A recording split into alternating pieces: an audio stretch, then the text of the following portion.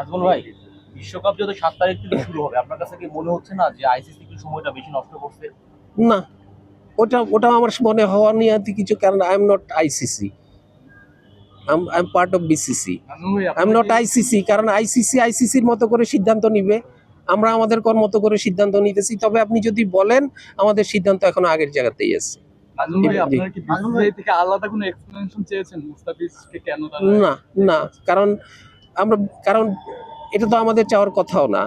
যেহেতু আপনাদের পারমিশন নিয়ে মুস্তাফিজকে ওরা অপশনে না, আর আমাদের মানে এটা আমাদের চাওয়ার কথা না তো, কারণ ওটা একটা ডোমেস্টিক লিগ না